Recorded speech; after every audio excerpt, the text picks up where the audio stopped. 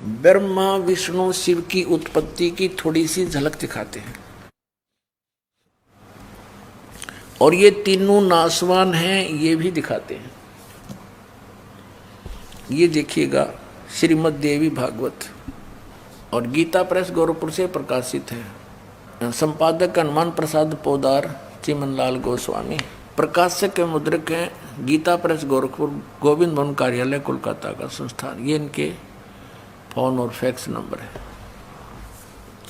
इसके 123 पृष्ठ पर हम आते हैं। तीसरा स्कंद है और ये चौथा अध्याय चल रहा है 123 पृष्ठ पे। भगवान विष्णु जी अपनी माता दुर्गा की स्तुति कर रहे हैं।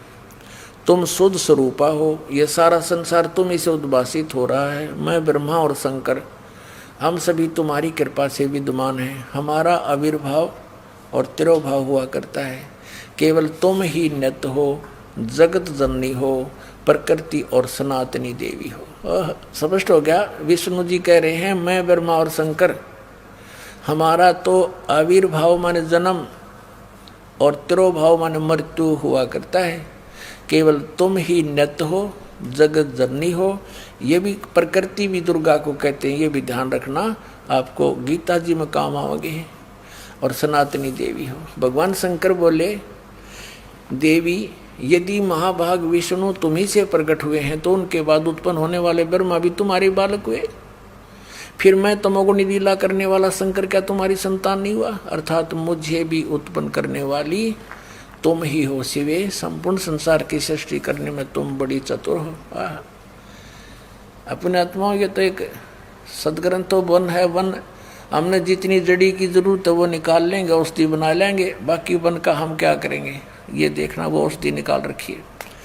इस संसार की सृष्टि, स्थिति और संहार में तुम्हारे गुण सदा समर्थ है। इन्हीं तीनों गुणों से उत्पन्न हम रजगुण ब्रह्मा, सतगुण विष्णु, तम गुण शिव जी, ब्रह्मा विष्णु शंकर नियमानुसार कार्य में तत्पर रहते हैं। अपने आत्मा इस पवित्र देवी पुराण के इस थोड़े से विवरण में कितने कंसेप्ट क्लियर कर दिए? 5। नंबर 1 तो ये हो गया कि ब्रह्मा विष्णु महेश नाशवान है। दूसरा ये हो गया कि इनकी जन्म मृत्यु होती है। तीसरा ये हो गया कि दुर्गा इनकी माता है। और चौथा ये हो गया कि प्रकृति भी दुर्गा को कहते हैं। और 5वां ये हो गया कि रजगुण ब्रह्मा, सतगुण विष्णु, तमगुण शिव जी।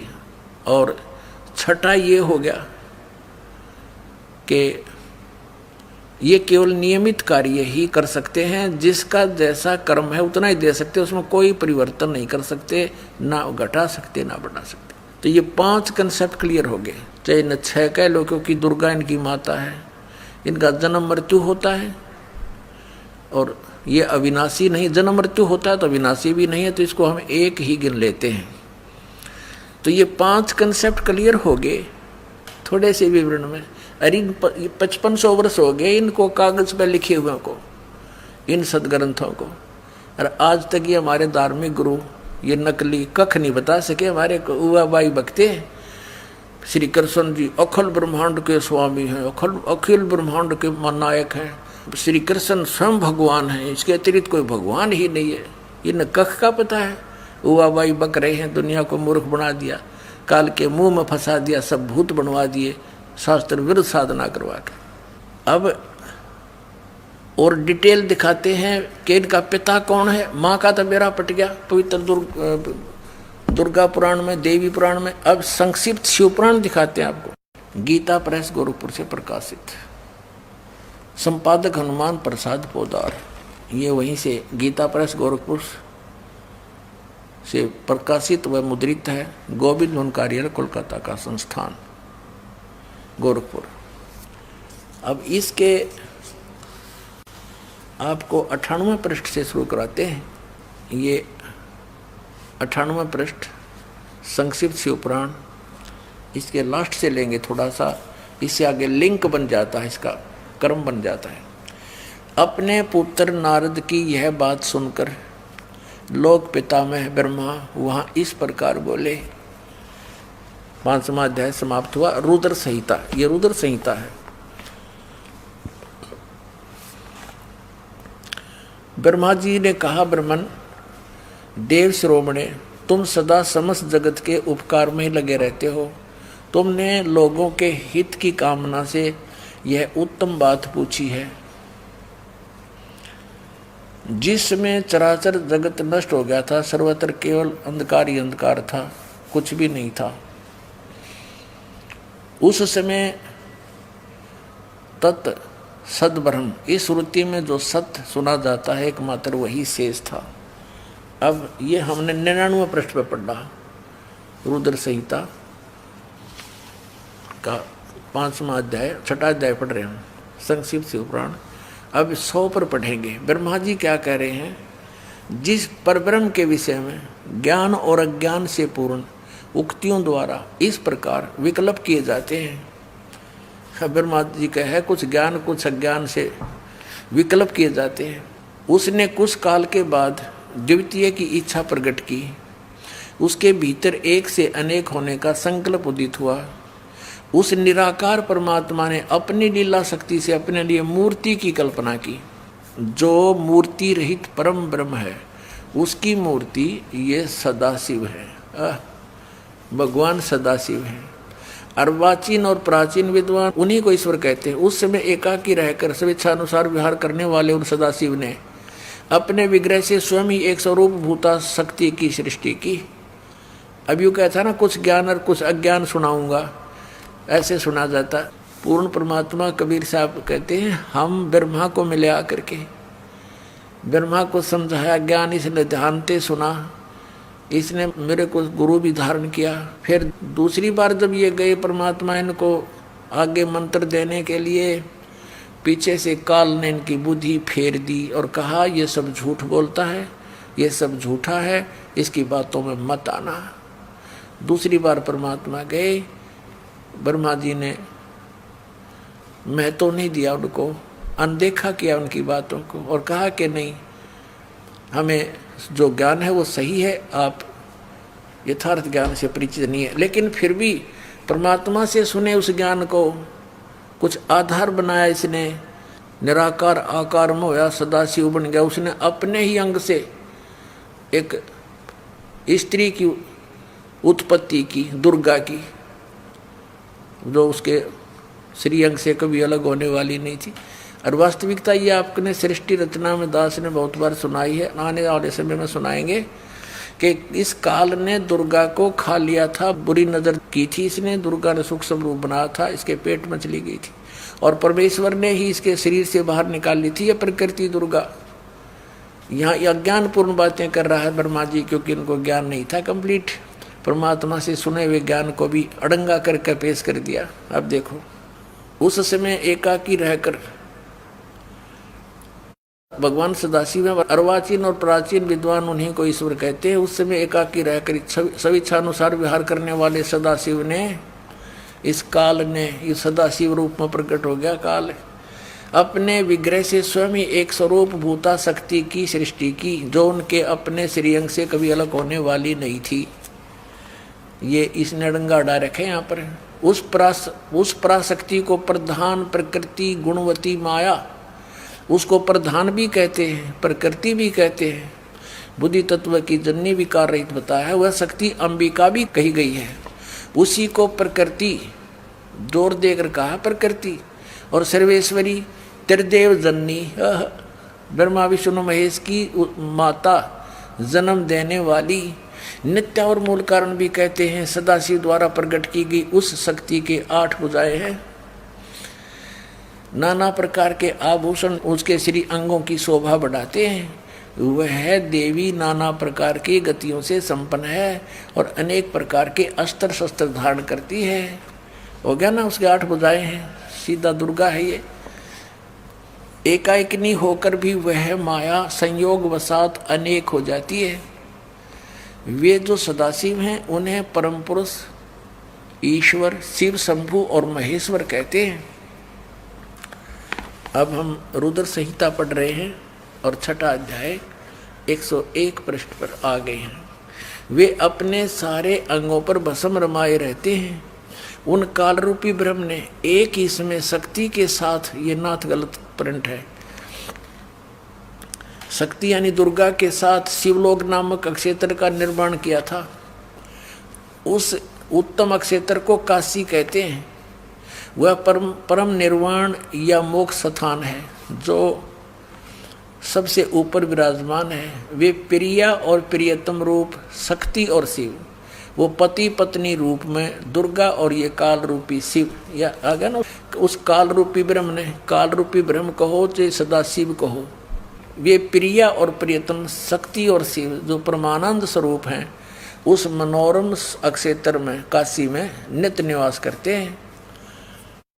मुने शिव और शिवा ने प्रलय काल में भी, यानी दुर्गा और इस काल रूपी ब्रह्म ने, काल ने उस अक्षेत्र को अपने सानिध्य से मुक्त नहीं किया, कभी भी मुक्त नहीं किया, वहीं रहते हैं। देवर से एक समय उस आनंद वन में रमण करते हुए शिवा और शिव के मन में यह इच्छा हुई कि किसी दूसरे पुरुष की सृष्टि करनी चाहिए, जिस पर यह सृष्टि संचालन का महान भार रखकर हम दोनों केवल काशी में रहकर सब इच्छा अनुसार विचरें और निर्वाण धारण करें। ऐसा निश्चय करके शक्ति सहित सर्वव्यापी परमेश्वर शिव ने अपने वाम भाग के 10वें अंग पर अमृत मल दिया। फिर तो वहां से एक पुरुष प्रकट हुआ। इन्होंने, काल ने और दुर्गा ने अपना स्त्री पुरुष कर्म किया, ग्रस्त कर्म किया, उससे एक पुरुष प्रकट हुआ। उसका नाम कह दे रहा, एक पुत्र उत्पन्न हुआ। 102 पृष्ठ पर देखो, 102 पृष्ठ पे ये संक्षिप्त शिव पुराण हम पढ़ रहे हैं। शिव ने कहा, जो बच्चा उत्पन्न हुआ उसको, उसके बारे में कहा, वत्स व्यापक होने के कारण तुम्हारा विष्णु नाम विख्यात हुआ। इति सिद्धम के दुर्गा और काल के संयोग से, पति पत्नी व्यवहार से विष्णु की उत्पत्ति हुई। अब सिद्ध हो गया विष्णु की माता दुर्गा और पिता ये सदाशिव काल रूपी ब्रह्म, ये काल है, ज्योति निरंजन है। अब ब्रह्मा के माता पिता, नेक्स्ट ये तो छठा अध्याय समाप्त हुआ। देखिए अब ये हमने पढ़ा, तेरा विष्णु नाम विख्यात हुआ, छठा अध्याय समाप्त हुआ। 7वें अध्याय में रुद्र संहिता और पृष्ठ नंबर 103 पे अब ब्रह्मा जी कहते हैं देवर से, तत्पश्चात कल्याणकारी परमेश्वर सांब सदाशिव ने, इस काल ने पूर्ववत प्रयत्न करके, जैसे विष्णु उत्पन्न किया था दुर्गा से संयोग से, अपने दाहिने अंग से मुझे उत्पन्न किया। अपने आत्मा। अब यहाँ ये अनुवाद करता शर्मा गया कि शिव से शिव की उत्पत्ति कैसे लिखूं, तो यहाँ तक टाल मटोल कर गया। परमात्मा कहते हैं, चोर चोरा हुआ तुमबड़ी गड्ढे पानी में, वो गड्ढे हुआ ऊपर आवा, सच्चाई छनी ना। किसी चोर ने किसी दूसरे का तुम्बा चुरा लिया सूखा,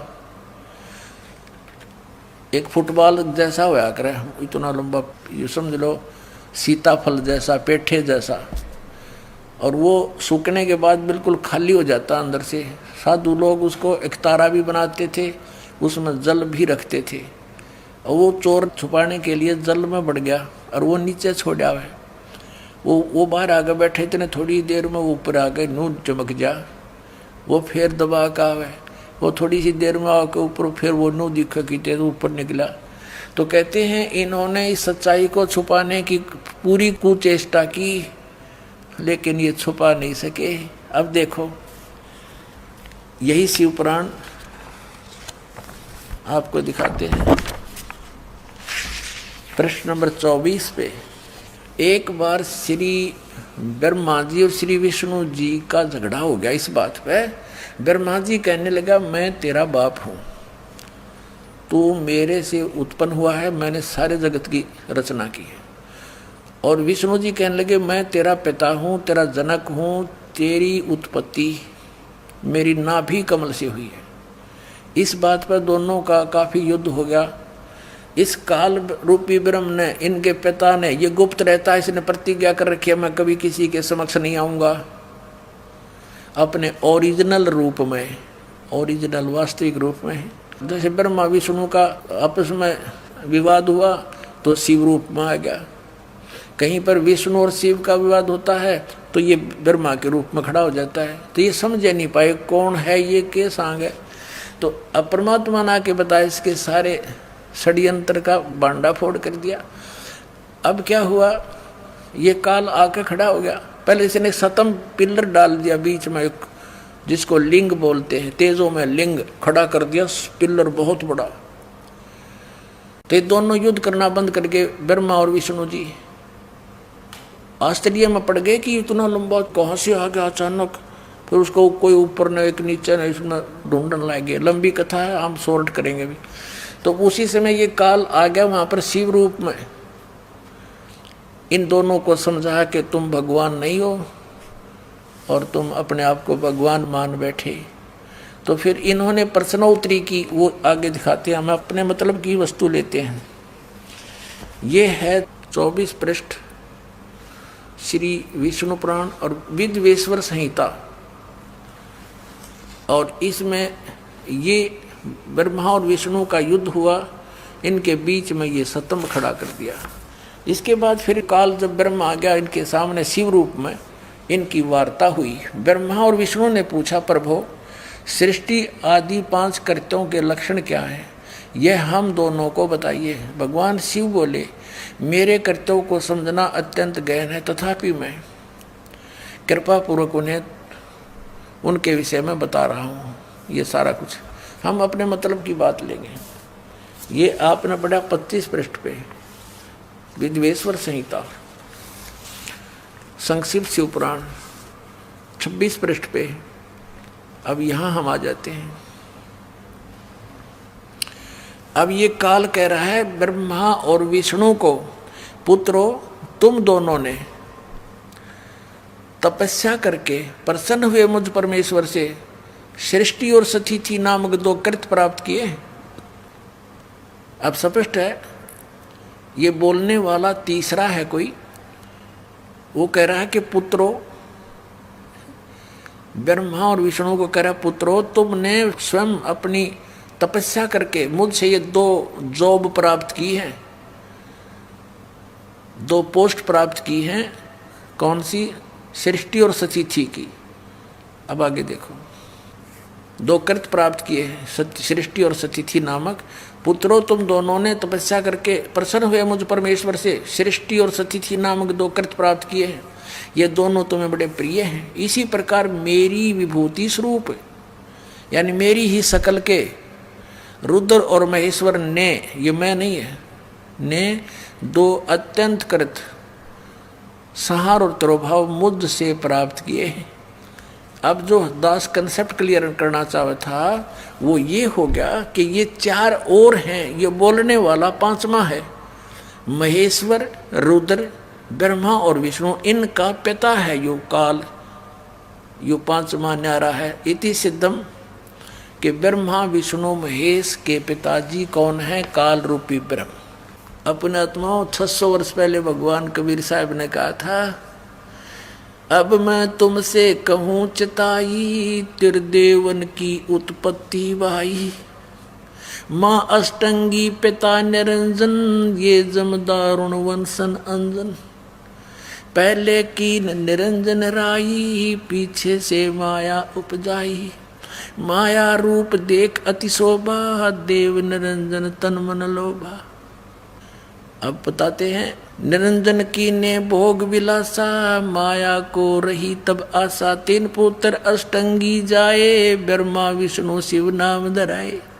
कति सिंपल लैंग्वेज में मालिक ने ये सूक्ष्म वेद में बता रखा है कि इस काल रूपी ब्रह्म सरपुरुष की और दुर्गा के संयोग से दुर्गा को आशा रही, प्रेग्नेंट हुई, फिर उन 3 पुत्रा की उत्पत्ति की। कति क्लियर कर दिया। और फिर मालिक ने एक शब्द और बोला, गुण तीनों की भक्ति में ये भूल पड़ो संसारे। कहे कबीर निज नाम बिना कैसे उतरो पारे।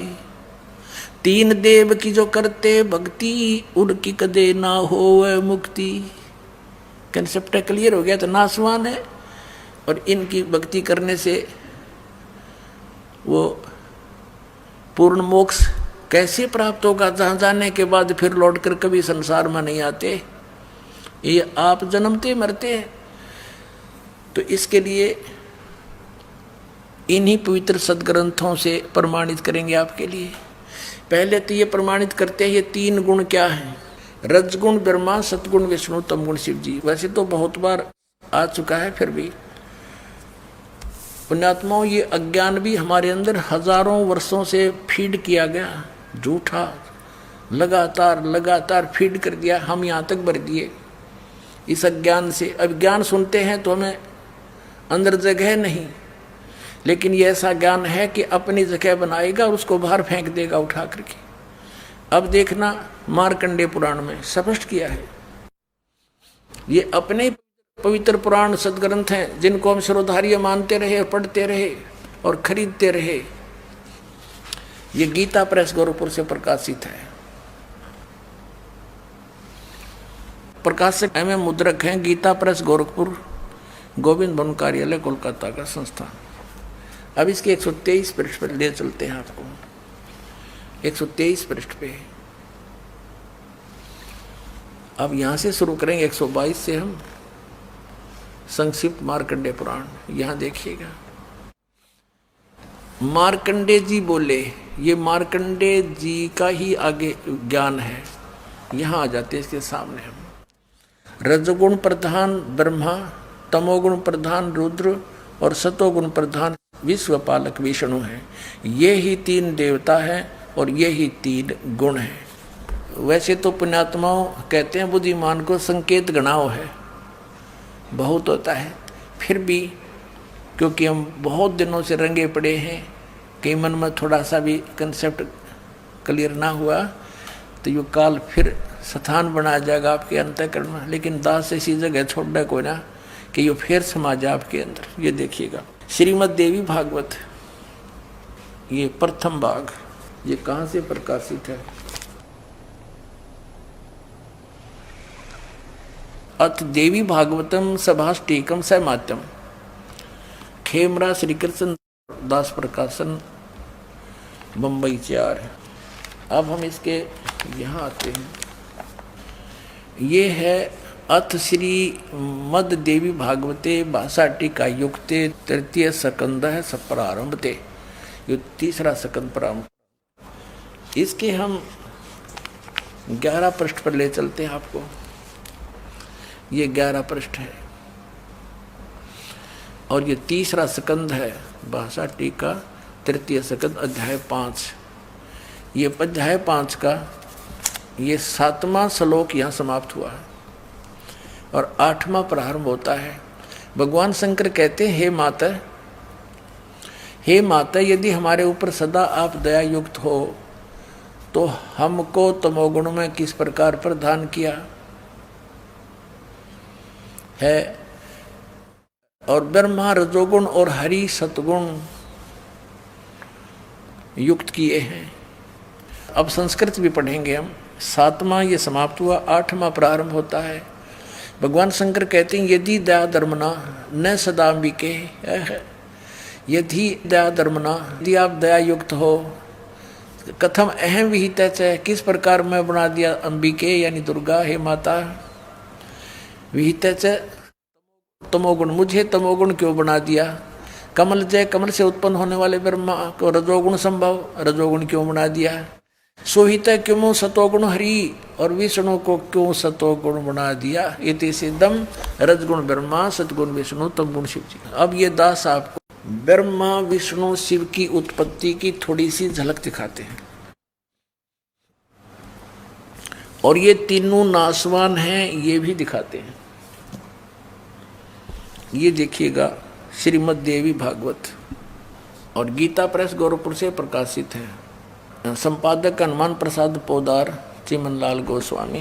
प्रकाशक के मुद्रक हैं गीता प्रेस गोरखपुर, गोविंद भवन कार्यालय कोलकाता का संस्थान। ये इनके फोन और फैक्स नंबर है। इसके 123 पृष्ठ पर हम आते हैं। 3रा स्कंद है और ये 4था अध्याय चल रहा है, 123 पृष्ठ पे। भगवान विष्णु जी अपनी माता दुर्गा की स्तुति कर रहे हैं। तुम शुद्ध स्वरूपा हो, ये सारा संसार तुम इसे उद्भासित हो रहा है। मैं ब्रह्मा और शंकर हम सभी तुम्हारी कृपा से विद्यमान हैं। हमारा आविर्भाव और तिरोभाव हुआ करता है। केवल तुम ही नित्य हो, जगत जननी हो, प्रकृति और सनातनी देवी हो। स्पष्ट हो गया। विष्णु जी कह रहे हैं मैं ब्रह्मा और शंकर, हमारा तो आविर्भाव माने जन्म और तिरोभाव माने मृत्यु हुआ करता है। केवल तुम ही नित्य हो, जगत जननी हो।